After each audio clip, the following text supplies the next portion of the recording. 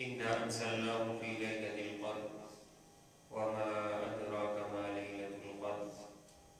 وقال النبي صلى الله عليه وسلم: المعتكف هو يعتكف الذنوب. صدق الله العظيم وصدق رسوله النبي الكريم. زمانو د رمضان دویمه عشره هغه په تېرېدو ده او هغه آخري عشره چې هغه د اعتکاف عشره ده او هغه د لیلة القدر عشره ده هغه را روانه ده. دې باره کې د نبي علیه السلام یو اوږد حدیث دی چې په هغې کې د رمضان فضیلت هم بیان شوی دی. د هغې سره سره د لیلة القدر فضیلت هم بیان شوی دی.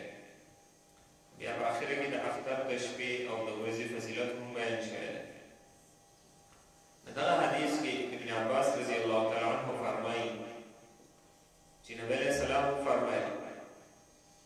ان الجنة لتبخر وتزين من الحول الى الحول لدخول شهر رمضان. جنت ته د بخور خوشبويي ورکولی شي، د خوشبويو لوګی ورکولی شي،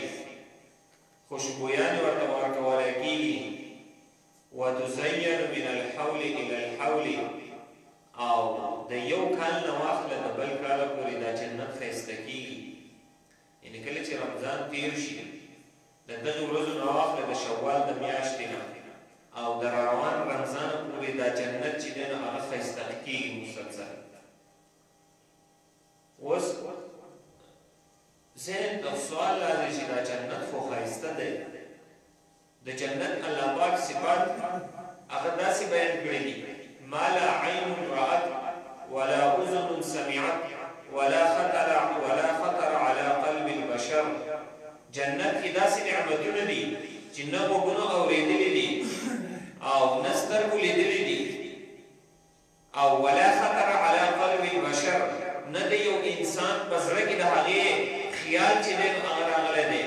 داسې نعمتونه جنت کې الله پاک هغه پیدا کړي دي. خو چې جنت دومره ښایسته شو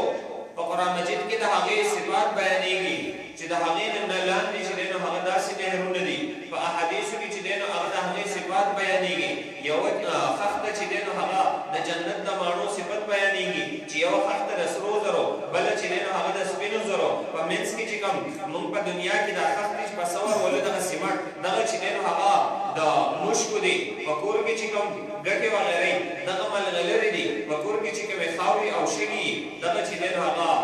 مشک او عنبر دي. دغه چې دی نو هغه د زعفرانو دي. دومره ښایسته جنت،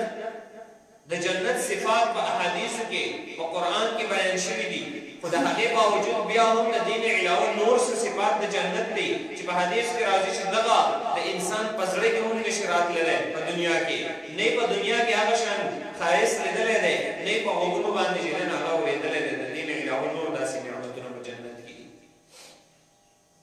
نو هر کله چې جنت دومره ښایسته دی، بیا هم د جنت له خوشبويي ورکولی کېږي. او د جنت خوشبويي خپله دا چې دی نو هغه د 100,000 کالو په مسافت باندې چې دی نو دا بویولی کېږي. د دې خوشبويي به چې دی نو هغه ځي. خو بیا هم په دې حدیث کې راځي: ان الجنة لتبخر، جنت ته د بخورو خوشبويي ورکولی کېږي. وتزین من الحول الى الحول، او د یو کال نه واخله، یعنې د کال د اول نه واخله د کال د اخره پورې جنت چې دی نو هغه ښایسته کېږي. جنت خو په خپله ښایسته دی، بیا جنت ولې دومره ښایسته کېږي؟ دې جنت له ولې ښایست ورکولی کېږي؟ دې جنت له ولې حسن ورکولی کېږي؟ دې جنت له ولې خوشبویانې ورکولی کېږي؟ یو میلمه چې دی نو هغه راځي، د هغه میلمه د استقبال لپاره دغه جنت چې دی نو هغه ښایسته کېږي، هغې له خوشبویانې ورکولی کېږي. هغه میلمه چې دی نو هغه څوک دی؟ د جنت مالک فرشته هم حیرانه ده چې دا څوک میلمه را روان دی. د جنت حور عینه چې هغه په خیمو کې بندې ساتلی شوي دي، هغه حوره هم حیرانه ده. فرشتې حیرانې دي چې دا څوک داسې میلمه را روان دی چې د جنت د اول د کال د اول نه واخله د اخره پورې ښایسته کېږي. دغه میلمه چې دی نو هغه څوک دی؟ لدخول شهر رمضان. وای دا جنت ولې ښایسته کېږي لام تعلیلیه دی لدخول شهر رمضان د وجې د داخلېدو د میاشتې د رمضان نه د دې رمضان د میاشتې لپاره هم دا جنت ښایسته کېږي هم دا رمضان را روان دی جنت له خوشبویانې ورکولی کېږي هم دا رمضان را روان دی د جنت تیاریانې چې دی نو هغه شروع دي د دې رمضان د وجې نه هغې رمضان د وجې نه چې نن مسلمان د هغې قدر چې دی نو هغه ونه کو نن مسلمان بې قدري وکړه د هغې رمضان نن مسلمان هغه رمضان هغه په بالونو کې تیر کو نن مسلمان هغه رمضان په خوبونو کې تیر کو هغه رمضان دپاره جنت ښایسته کېږي خو افسوس دې مسلمان د دغې رمضان قدر ونه کړو نو دا رمضان ښایسته کېږي د رمضان دپاره دا جنت ښایسته کېږي د رمضان دپاره خو چې کله د رمضان اولنۍ شپه راشي فإذا كانت أول ليلة من شهر رمضان کله چې د اولنۍ شپه راشي او رمضان کله شروع کېږي د ماښام نه کله رمضان شروع شي هبت ريح من تحت العرش يقال له المثيرا یو هوا چې دی نو د عرش د لاندې نه یو هوا راوالوځي جنت طرف ته راشي په جنت باندې یو ښایسته هوا راشي او دغې هوا ته مثیره ویلی شي فتصفق ورق أشجار الجنان وحلق المصاريع نو دغه هوا د وجنه چې کم د عرش د لاندې نه راغلې ده د هغې د وجنه د جنت د ونو چې کم پاڼې دي هغه پړقېدو شي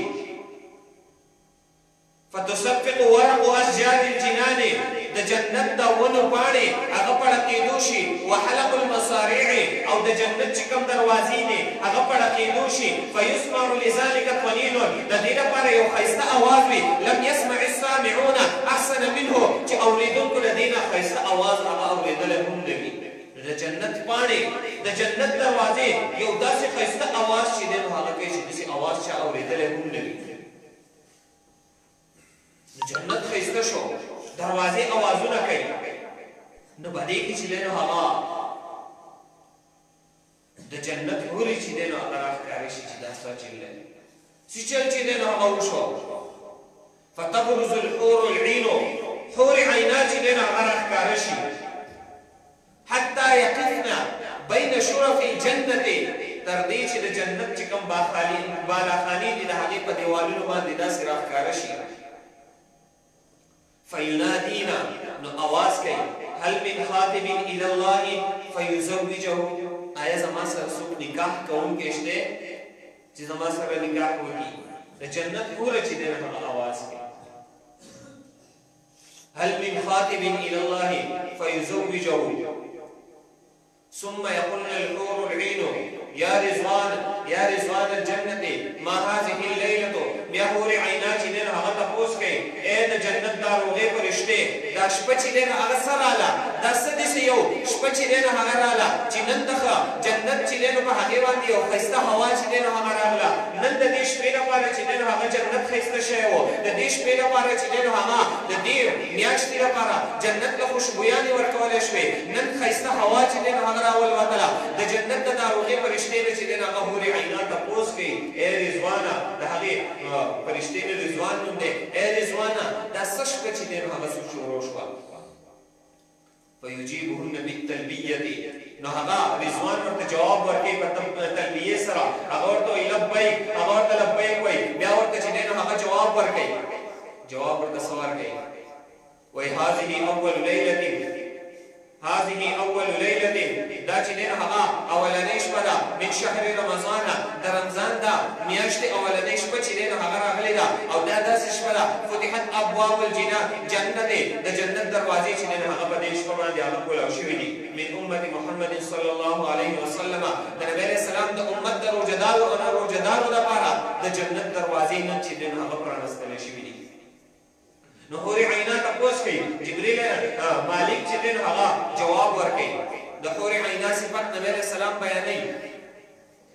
بل حدیث کې نبی علیه السلام د حور عینا صفت بیانوي حور مقصورات فی الخیام دا داسې حور دي چې دا په خیمو کې بندې ساتلی شوي دي لم یطمسهن انس قبلهم ولا جان آیت کې راځي دا داسې حورې دي چې په خیمو کې بندې دي لم یطمسهن انس قبلهم ولا جان نه ورته یو انسان چې دی نو هغه لاس وروړی دی نه ورته یو جن چې دی نو هغه لاس وروړی دی دا بندې او پټې چې دی نو هغه ساتلی شوي دي کأنهن لؤلؤ والمرجان گویا کې دا ملغلرې دي گویا کې دا مرجان کاڼي چې دی نو هغه دي د ملغلرو په شان چې دی نو هغه ښایسته دي او په حدیث کې راځي دا چې دی نو هغه داسې حورې دي دی به چې دی نو هغه اویا جوړې اغوستلې وي د هرې جوړې رنګ هغه به د بلې نه بدل وي د هرې جوړې رنګ هغه به په بلې کې چې دی نو هغه ښکاري او دا به داسې هم نه وي دا به چې دی نو هغه داسې نه ښکاري گویا کې دی اویا جوړې چې دی نو هغه اغوستلې دي په دنیا کې سړی دوه جوړې واغوندي نو دا چې دی نو هغه بدې ښکاري داسې به نه وي دا به ښایسته ښکاري د هرې جوړې رنګ هغه به د بلې نه چې دی نو هغه بدل ښکاري هرې جوړې له به اویا قسمه خوشبويي ورکولی شوي او د هرې خوشبويي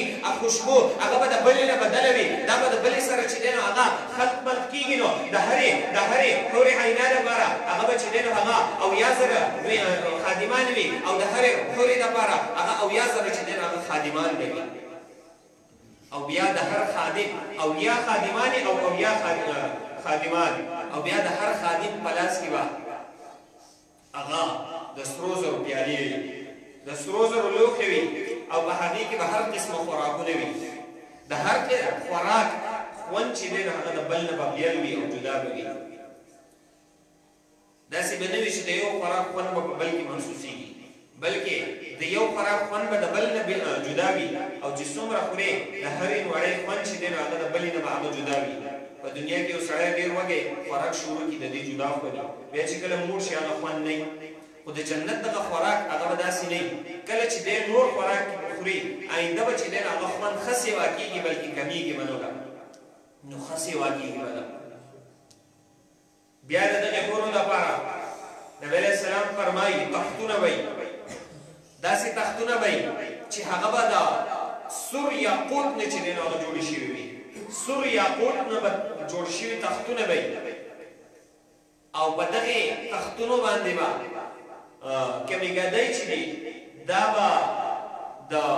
داسې جوړې وي چې د دې استر به د هغه باریکو ریښمونه جوړ شوی وي په دې باندې به دا چې دی نو هغه ناستې وي نو اویا خادمان اویا خادمانې د هغو سره قسمه قسم خوراکونه اویا جوړې به دې اغوستلې وي هرې جوړې رنګ به د بلې نه جدا وي په هرې جوړې باندې به اویا خوشبویانې وي او دا به چې دی نو هغه د دې خاوندانو له هم ورکړی شي هغوی ته به هم داسې تختونه وغوړولی شي د یاقوتو د سره یاقوتو چې دی نو هغه تختونه به وي په هغې باندې به داسې ګدۍ چې دی نو هغه پرتې وي چې د هغه به د ریښمونه چې دی نو هغه جوړې شوي وي داسې ګدۍ به په هغې باندې پرتې وي نو دا د دغې حورې عینا صفت دی نور احادیثو کې د دې نور صفات هم بیان شوي دي نو کله چې د روژې اولنۍ شپه راشي هم دغه حورې عینا چې دا په دغې خیمو کې بندې ساتلی شوي دي دا د دې خیمو نه نه راوځي لیکن کله چې د روژې اولنۍ شپه راشي دا د دغې خیمې نه چې دی نو هغه سر راوچت کړي او د مالک نه تپوس کوي چې دا څه داسې شپه شروع شوې ده خو دا خیمه داسې نه چې د دنیا نه به کپړې والا خیمه خلکو له کولی شي هلته د دې خو دیوالونه نشته نه نه دا به د جنت خیمې دا به د جنت چې دی نو هغه بنګلې وي نو هغې نه به چې دی نو هغه سر راښکاره کړي د مالک نه به تپوس کوي د دې نه بعد نبی علیه السلام فرمایي چې نبی الله پاک چې دی نو هغه په دې روژه کې خطاب کوي بیا یا رضوان الجنت رضوان د جنت ته د جنت چې کوم مشره فرشته ده هغې ته چې دی نو هغه خطاب کوي الله پاک افتح ابواب الجنان د جنت دروازې کولاو کا و یا مالکو او ای مالکا مالک چې دی نو هغه د جهنم دا روغه فرشته ده د هغې د فرشتو چې دی نو هغه مشره ده هغې ته اواز کوي و یا مالکو او ای مالکا اغلق ابواب الجحیم د جهنم دروازې چې دی نو هغه بندې کا عن الصائمين من أمة أحمد صلى الله عليه وسلم د نبی علیه السلام د امت د روژهدارو نه چې دی نو د جهنم دروازې بندې کا میاشت چې دی نو هغه شروع شوه د رمضان میاشت شروع شوه د جهنم دروازې بندې د جنت دروازې چې دی نو هغه کولاو بیا خطاب کوي الله پاک ویا جبرائیل او ای جبریل اهبط الى الارض ځمکې ته چې دی نو هغه لاړ شه میاشت د رمضان شروع شوې ده د جبرائیل علیه السلام ډیوټي څه وه د جبرئیل علیه السلام کار څه و د جبرئیل علیه السلام ډیوټي خو دا وه چې پیغمبر دنیا ته راشي هغه پیغمبر چې دی نو هغه ته وحي راوړي د جبرئیل علیه السلام ډیوټي چې دی نو هغه دغه وه لیکن نن جبرئیل علیه السلام راکوزېږي دله چې دی نو هغه یو نوې ډیوټي چې دی نو هغه حواله کېږي ولې ورته حواله کېږي ځکه یو مقدسه میاشت را روانه ده په هغې مقدسه میاشت کې د نبی علیه السلام امت چې دی نو هغه روجې نیسي بیا د نبی علیه السلام د امت چې دی نو هغه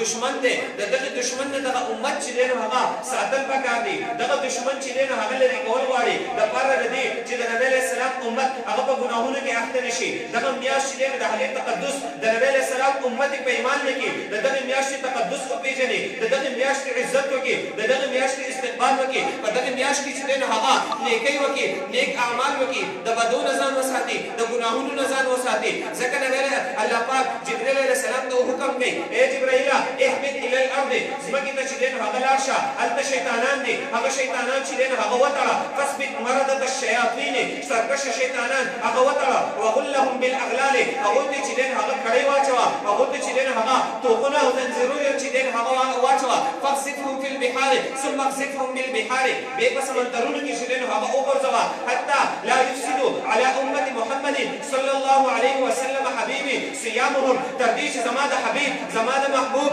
زما د محبوب د امت په نبی علیه السلام په امت په روژهدارو باندې چې دی نو هغه سرکشي ونه کړي چې هغه ګمراه نه کړي چرته کړي نه جبرائیل لاړ شه ستا ډیوټي خو وحي وړل وو خو نن لاړ شه تا ته یو عجیبه ډیوټي حواله کېږي لاړ شه زما په امت باندې زما د محبوب په امت باندې یو میاشت را روانه ده په هغې میاشت کې د دې نه شیطانان وتړه دا شیطانان دې لرې کړه سمندر ته یې وغورځوه چې دې سرکشي ونه کړي زما د محبوب امت چې دی نو هغه ګمراه نه کړي په دې ښایسته میاشت کې په دې عجیبه میاشت کې زما امت ګمراه نه کړي زما د محبوب امت لاړ شه هغه شیطانان وتړه قال ويقول الله عز وجل او الله پاک بیا आवाज کوي اعلان کوي یو لمنادي ينادي ثلاث مرات یو आवाज کوونکی ته وایي چې ته आवाज وکړه هغه आवाज کوونکی فرشتہ درې پیری چې دی نو هغه आवाज کوي روزانه هل من سائل فاعطيه سؤله هغه فرشتہ د الله پاک نه طرف نه आवाज کوي آیا څوک سوال کوونکی چې شته څوک سوال کوونکی شته فاعطيه سؤله چې هغه ته هغه سوال چې دی نو هغه ورکړي شي یعنی د هغه دعا چې دی نو هغه قبول کړي شي یو حدیث کې راځي بل حدیث کې وی په شپه ورځ کې د رمضان په هره ورځ کې د هر روژهدار دپاره یوه دعا چې دی نو هغه خامخا قبلیږي یوه دعا هغه خامخا قبلېدونکې دی چې د دې روژهدار قبلیږي نو 10 روژې دي 29 روژې دي نو 29 او 30 دعاګانې چې دی نو هغه په رمضان کې خامخا قبلیږي د نبی علیه السلام حدیث دی چې د هر روژهدار په شپه ورځ کې یوه دعا خامخا قبلیږي نورې هم قبلیږي خو دا یوه یقیني ده چې یوه ورځ د شپه ورځ کې موږ یو داسې یقیني دعا نه لکو نو هغه به خامخا قبلیږي خو د دعا د آدابو خیال ساتو د هغې سره نو اواز کېږي فرشته اواز کوي په رمضان کې هره ورځ اواز کوي هل من سائل فاعطيه سؤله آیا څوک سوال کوونکی شته چې سوال وکړي هغه ته د هغه سوال چې دی نو هغه ورکړی شي داسې در دی چې هغې کې هر قسمه خزانې موجودې دي هر قسمه سوال کې هغه تا ته درکولی کېږي خو چې کله ناجایز سوال دی یا داسې سوال دی چې د بنده به کې خیر نه وي الله پاک د هغې په بدل کې نور چې دی نو هغه ته ورکوي مخکې دا تېره خبره شوې وه نو څوک سوال کوونکی شته چې هغه ته سوال ورکړی شي هل من تائب فاتوب الیه آیا څوک توبه ویستونکی شته چې د هغه توبه قبوله شي هل من مستغفر فاغفر له آیا څوک د خپلو ګناهونو بخښنه غوښتونکی شته چې د هغه بخښنه وشي دا میاشت داسې ده چې د خپل ګناهونو بخښنه غوښتل پکار دي د الله پاک نه توبه ویستل پکار دي چې الله پاک موږ ډېر ګناهګار یو موږ ډېر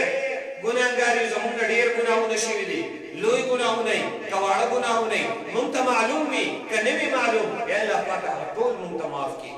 داسې دعاګانې چې دی نو هغه کول پکار دي دا د مغفرتونو میاشت ده دا د بخششونو میاشت ده نو په دې کې دعاګانې چې دی نو هغه قبلېږي په دې کې زیاتې زیاتې چې دی نو هغه دعاګانې کول پکار دي خاص کر د روژه ماتې په وخت کې په دې کې دعاګانې قبلېږي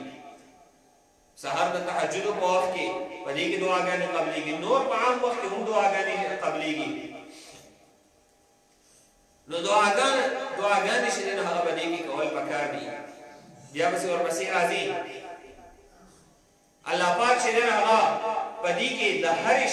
هر روژه ماتې په وخت کې ولله د الله پاک دپاره عتقاء من النار الف عتیق من النار 1,00,000 خلق چې دی نو الله پاک د روژه ماتې په وخت کې بخي. الف عتیق 1,00,000 کسان د هر روژه ماتې په وخت کې الله پاک بخي. 1,00,000 فإذا كانت آخر يوم من شهر رمضان خو په هر ماښام باندې الله پاک 1,00,000 کسان بخي. خو چې کله د رمضان اخري ورځ راشي اخري روژه ماتې راشي اخري روژه ماتې وخت راشي نو بیا څومره بخي؟ بقدر ما اعتق من اول الشهر الى اخره. د میاشتې د اول نه واخله د اخره پورې چې څومره کسانو ته الله پاک بخشش کړی دی دغه ټولو په مقدار باندې الله پاک صرف په اخره ورځ بخي. که د 10 میاشتې نو هر ورځ الله پاک 1,00,000 بخي نو په 10 میاشتو کې څو شوې؟ 30,00,000 شو. نو په اخره شپه باندې 30,00,000 بخي. دا د رمضان برکات چې نن هغه سیوا کېږي دومره برکتي میاشت ده ځکه خو جنت چې نن هغه ښایسته کولی کېږي ځکه خو جنت له خوشبویانې ورکولی کېږي ځکه خو تیاریانې شروع دي ځکه داسې عظیم میاشت چې نن هغه را روانه ده د بخششونو میاشت را روانه ده ځکه خو جنت ښایسته کولی کېږي. او بیا چې په دې کې کومه شپه ده په هغې شپه باندې جبریل علیه السلام ته حکم کېږي فاذا كانت ليلة القدر کله چې لیلة القدر شروع شي جبريل عليه السلام ته حکم وشي چې لاړ شه ځمکې ته کوشه اهبط الى الارض. جبريل عليه السلام ته بیا حکم وشي. جبريل عليه السلام په اوله کې راغلی او شیطانان یې تړلي سمندر ته یې ګذار کړی. جبريل عليه السلام ته بیا حکم وشي لیلة القدر دی. جبريل عليه السلام بیا چې دی نو هغه راکوزېږي. جبريل عليه السلام راشي ومعه لواء اخضر د هغه سره شنه جنډه چې دی نو هغه په لاس کې وي. فيركز اللواء على ظهر الكعبه دغه جنډه چې نو هغه د کعبې په چت باندې چې نو هغه نه هلکی الته کې چې نو هغه ولګي د کعبې په چت باندې وله 100 جناح او د جبريل عليه السلام د پاره 100 وزري منها جناحان لا ينشرهما الا في تلك الليله فينشرهما في تلك الليله. جبريل عليه السلام 100 وزري دي په دې کې 2 وزري داسې دي چې هغه چرته نه کولاو کړي فینشرهما فی تلک الليله دغه 2 وزري هغه صرف په دغه لیلة القدر په شپه باندې چې دین هغه کولاو کی فیجاوزان المشرق الى المغرب نو د مشرق نه د مغرب پورې دا ټول احاطه د هغه صرف 2 وزري چې دین هغه راګیږي. دومره لوی وزري ولا الله پاک ورکړي شاو پرشته وسوره لوی نو هغه وزري په دغه شپه باندې کولاو کی. د سره فی کبکبه من الملائکه د فرشتو په یو ټولګي کې راوځيږي د فرشتو په یو جماعت په یو لښکر کې چې دین هغه د دنیا ته راوشي دغه لیلة القدر په شپه باندې راوشي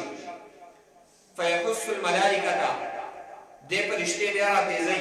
فرشتو ته ترغیب ورکړي دغه فرشتو چې دین هغه مشري کوي فرشتو ته ترغیب ورکړي چې لاړ شي وګرځي په مقدس مکه باندې دغه فرشتي چې دین هغه تقسیم کړي وای تاسو چې دین هغه فیسلمون تاسو چې دین هغه سلام وکړي تاسو رحمت چې دین هغه ورېږي علا پناس کسانو باندې وعلى كل قائم وقاعد ومصل وذاكر هر ناس کس باندې هر په ولار کس باندې هر په مسکون کې باندې هر ذکر کون کې باندې هغه ته سلامونه وکړي او یصافحون د هغوی سره لاس میلاو کوي او د هغوی لپاره چې دین هغه بخښنه وغواړي. نو دغه فرشتې راشي چې څوک په لیلة القدر کې عبادت کوي دغه فرشتې د هغو سره لاسونه میلاوي دغه فرشتې د هغو په ویؤمنون علی دعائهم دغه خلک چې په دغه شپه کې کوم دعاګانې کوي د فرشتې په آمین وایي ویسلمون او دې په سلامونه کوي. نو چې جبريل علیه السلام یا نور فرشتې د چا سره لاس میلاو کړي د هغې علامت څه دی؟ علماو د هغې علامت لیکلی چې په زړه کې نرمي پیدا کېږي د هغې سره چې کله د هغه د سره فرشتې لاس میلاو کړي د هغې علامت دا دی چې زړه د ده نرم شي سترګې د ده داسې جوړې شي چې الله پاک ته کله د دعا کوي سترګې بهېدونکې جوړې شي اوښکې ترې بهېږي زړه چې دی نو الله پاک طرف ته نرم شي توبې طرف ته نرم شي یعنې دی توبه چې دی نو په اسانۍ سره وباسي دی چې دی نو هغه نیکۍ طرف ته په اسانۍ سره چې دی نو هغه راځي زړه د ده چې دی نو هغه نرم شي نو علامت چې دی نو هغه نرم نو فرشته په دغه شپه کې چې دین هغه د خلکو سره لاسونه میلاوي د دې په دعاګانو باندې امین وایي دې ته چې دین هغه سلامونه کوي حتی یطلع الفجر تر دې چې د سحر بانګونه چې دین هغه ویل شي طلوع الفجر چې دین هغه وشي د هغې پورې داسې چې دین هغه جاري وي دا فرشتې ګرځي فاذا طلع الفجر کله چې فجر راوخېږي سحر شي بانګونه وویلی شي نو جبریل علیه السلام حکم کوي فرشتو ته الرحیل الرحیل واپس راځئ واپس چې واپس ځو شپه چې دی هغه پوره شوه د لیلة القدر شپه پوره شوه راځئ چې واپس ځو نو فرشتې به د سره واپس روانې شي لیکن تپوس کوي د جبریل علیه السلام نه فما صنع الله في حوائج المؤمنین دې مؤمنانو که چا خواله چې موږ راکوشي وو د دې په دې کارونو دعاګانو د دې په دې حالت باندې الله پاک څه چې دی نو هغه وفرمایل د الله پاک سره ټول دغه ستا دی ته چې دی نو هغه ځای راځې تا ته څه پته ده څنګه چلو شو نن چې دی نو د امت محمدیه د مؤمنانو څنګه چلو شو په دې شپه کې نو جبریل علیه السلام جواب ورکړي چې الله پاک ټول مؤمنانو ته بخشش وکړي لیکن یو څو کسانو ته بخشش ونه کړو هغه یې ونه بخښل هغه محرومه پاتې شول ټول کسان یې وبخل یو څو کسان محرومه پاتې شول دومره عجیبه میاشت ده جبریل علیه السلام راکوزېږي دومره ورځې چې دی نو هغه روجې نیولې شوي دي د رمضان برکتي میاشت ده په دغې میاشت کې دغې شپه کې چې دی نو هغه خلکو ته بخشش کېږي دا کومو کسانو ته بخشش ونه شو فرشتې تپوس کوي نو جبریل علیه السلام جواب ورکوي چې بخشش وشو ټولو خلکو ته الا مدمن خمر مګر هغې کس ته بخشش ونه شو چې هغه عادتي شرابي کس دی یو کس دی هغه همیشه شراب څښي په نشه کې چې دی هغه اخته دی د رمضان په دغې لیلة القدر په میاشت کې هم هغه ته بخشش نه کېږي او عاق لوالدیه یا د مور و پلار نافرمانه د مور و پلار نافرمانه ته هم بخشش نه کېږي څوک چې مور و پلار ته تکلیف رسوي څوک چې په معمولي خبره باندې مور و پلار چې دی نو هغه رټي څوک چې د مور و پلار سره ظلم کوي څوک چې د مور و پلار سره ښه سلوک نه کوي څوک چې د مور و پلار خبره نه مني د دغې خلکو بخشش په دغې لیلة القدر په شپه کې نه کېږي او دا زه نه وایم دا جبریل علیه السلام د نبي علیه السلام په حدیث کې وایي چې الله پاک ټولو خلکو ته بخشش وکړو لیکن څوک چې د مور و پلار نافرمانه یې هغه ته یې بخشش ونه کړو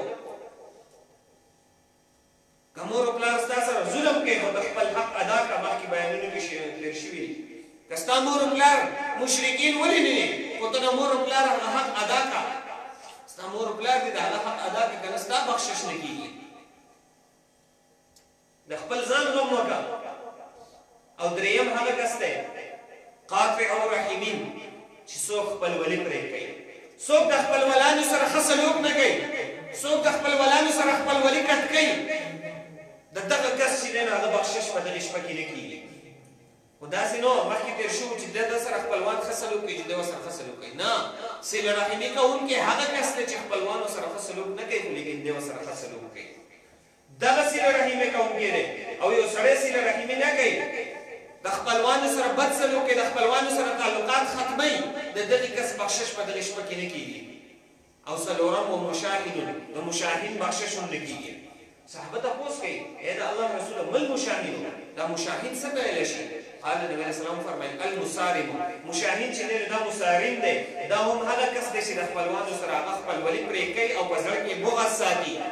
حسد ساتي کینه ساتي بدشواله چې دی هغه ساتي د نعمت د زوال چې دی هغه ارزو ساتي چې د بل د نعمت ختم شي او ماته چې دی هغه میلاو شي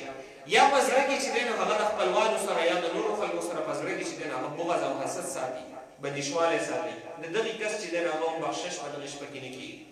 نو ډېره عجیبه میاشت ده ډېره ښایسته میاشت ده لیکن دغې څلور قسمه خلکو نه چې دی هغه ځان ساتل پکار دي چې هسې نو موږ په دې څلور قسمه خلکو کې یو چې زموږ بخشش چېرته کې ونه شي موږ د دغې څلور قسمه خلکو نه بیخي ځان وساتو موږ به دې کې چېرته را نه شو موږ چې دی هغه نشې ته هم نه نږدې کېږو موږ د مور و پلار نافرماني چېرته ونه کړو موږ د خپلوانو سره تعلقات چېرته کټ نه کړو موږ چې دی نو په زړه کې بغض حسد د خپلوانو او د نورو خلکو سره ونه ساتو د دې قسمه خلکو نه چې دی هغه موږ لرې ځان وساتو داسې قسمه خلک کې موږ جوړ نه شو او دا شپه چې دی دا به حاصلېږي عام طور هم حاصلېدی شي په کورونو کې لیکن ښایسته طریقه یې هغه د اعتکاف ده. نبی علیه السلام څومره عبادت کوو. نبی علیه السلام په روژه کې د شپې خوب نه کوو، د شپې به عبادت کوله،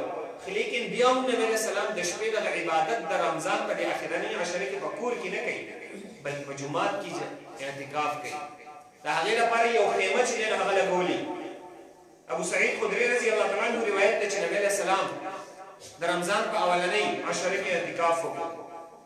نبی علیه السلام فرمایي چې ما په دې کې هغه شپه تلاش کړه، په دې کې نه وه. بیا مې په منځنۍ عشره کې اعتکاف وکړو، په دې کې هغه شپه نه وه. بیا نبی علیه السلام د هغې خیمې نه سر راوویستلو چې کوم په جومات کې لګولي وال قبة ترکیة ترکي قبه د هغې نه سر راوویستلو. د دې نه دا معلومېږي چې د اعتکاف د معتکف دپاره چې دی دا پردې او دا خیمه کول چې دی نو هغه د نبی علیه السلام طریقه ده. نو نبی علیه السلام په جومات کې هغه خیمه جوړه کړې وه، د هغې نه سر راوویستلو. صحابو ته خطاب کوي چې ما په اولنۍ عشره کې اعتکاف وکړو، په هغې کې هغه شپه ما نه موندله، په منځنۍ کې مې وکړو، په هغې کې هغه شپه نه وه. اوس زه چې دی نو په اخرنۍ کې ما ته وویلی شو، یو اواز کوونکي ما ته اواز وکړلی، فرشتې ما ته وویل چې دغه شپه په اخرنۍ چې دی نو هغه په اخرنۍ عشره کې ده، په دې کې تلاش کړه. نو نبی علیه السلام اواز وکړو که څوک اعتکاف کول غواړي نو زما سره په اخري عشره کې اعتکاف کول. او بیا نبی علیه السلام فرمایل ما ته دغه شپه چې دی نو هغه ښودلی شوې وه، ثم انسیتها، بیا زما نه هغه شپه هېره شوه. او وایي په دغې شپه کې چې کوم د لیلة القدر په شپه کې ما عبادت کوو، نو وایي ما خپل ځان ولیدو په داسې حالت کې چې ما سجده کوله په خټه کې، یعنې د جومات هغه ځای چې دی نو هغه خټه شوی و، په هغې کې ما سجده وکړه. او راوي وایي په دغه ورځو کې جومات چې دی نو هغه د کجورو کم څانګې وغیرې د هغې چتونو، نو چې کله به باران وشو نو د هغې هغې چتون نه هغې څانګو نه به چې دی نو هغه باران څڅېدو. نو نبی علیه السلام په دغې شپه باندې عبادت کړی، نو راوي وایي چې په دغې شپه باندې باران شوی و. او موږ نبی علیه السلام ولیدو چې د نبی علیه السلام په تندي مبارک باندې د خټو اثرات د خاورو او د اوبو اثرات دي. او نبی علیه السلام فرمایل چې دغه شپه د لیلة القدر وه. نو نبی علیه السلام دغه باران چې وشو نو هغه جومات وڅڅېدو، ځای خټه شو، نبی علیه السلام سجدې کولې. او دغه راوي وایي دا شپه چې دی نو هغه د 21مې شپه وه. اکثر خلک به 20مه پورې ختي 27 پورې ټیک ته د هغې امکانات ډېر وي، خو دغه شپه دغه راوي وایي چې دا د 21مې شپه وه، 21 رمضان چې دی نو هغه شپه وه. دغه شپه باندې چې نبی علیه السلام فرمایي دغه راوي وایي چې موږ دغه شپه باندې د لیلة القدر وه. نو دا ضروري دی چې په 21 باندې دا کله په 21 وي، کله په 23 وي، کله په 25 شپه باندې، کله 27، کله 29 مختلفې چې دی نو هغه راځي، کله یو راځي کله بل راځي. نو دا تخت شپې چې څومره دي دغه چې دی نو هغه رونول پکار دي، که رونې یو سړی نه کړي نو د ماسخوتن لمونځ په امامتۍ سره بیا چې دی نو هغه تراویح د سحر لمونځ تهجد دغه ادا کړي، بیا هم د دې فضیلت چې دی نو دی حاصلولی شي چې څوک ډېر عبادت وکړي هغه ته به ډېر ثوابونه چې دی نو هغه میلاویږي. او بل د معتکف ته راځي المعتکف هو یعتکف الذنوب کلها، معتکف چې دی نو د ګناهونو نه چې دی نو هغه اعتکاف کوي، او د لپاره چې دی نو هغه ثوابونه چې به هر کم خلک ثوابونه کوي هغه ټول ثوابونه چې دی نو هغه دلته هم میلاویږي، ځکه دی دلته په جومات کې هغه بند دی، دی جنازې یې نشي تللی، دی د مریض عیادت یې نشي تللی، دی نور نیک کارونه چې دی نو هغه نشي کولی. د هغې نیک کارونه ثوابونه الله پاک دله په مفت کې چې دی نو هغه ورکوي، د کړي نه دي خو دلته یې ورکوي الله پاک. دا د اعتکاف چې دی نو هغه برکات دي. او د یو اعتکاف ثواب چې دی هغه 3 خندقه دي. د ابن عباس رضی الله تعالی عنه روایت دی چې دی به 3 خندقه د جهنم نه چې دی نو هغه لرې شي. د یو خندق فاصله د ځمکې او د اسمان د دې نه هم سیوا ده، 3 خندقه په فاصله باندې دی د جهنم نه چې دی نو هغه لرې شو. او یو معتکف چې کله دی دغه اخرنۍ عشره کې دی اعتکاف وکړي، دلته چې دی نو هغه په یو دلې اعتکاف باندې د 2 حجونو او د 2 عمرو چې دی نو هغه ثواب میلاویږي، دومره ثوابونه میلاویږي. او د یو د اعتکاف د یوې ورځې په بدله کې چې دی نو 3 خندق په فاصله باندې د جهنم نه لرې کېږي. نو د اعتکاف په دې کې چې دی نو هغه خیال وساتلی شي. اعتکاف ته کسان چې دی نو هغه کښېني، اعتکاف وکړي، دغه شپه په اسانۍ سره چې دی نو هغه تلاش شي. او که څوک اعتکاف نه کوي په کورونو کې دغه شپه چې دی نو هغه تلاش کوي. خو بهرحال بعضې کسان څه نه څه کسان په جومات کې اعتکاف ته چې دی نو هغه ضروري وي. که په محلې کې څوک کښېني نو ټولې محلې والا په دې سره ګناهګارېږي، او که یو کس دوه کښېني نو ټولو غاړه چې دی نو هغه ازادي کېږي. الله پاک موږ د عملي کولو توفیق راکړي.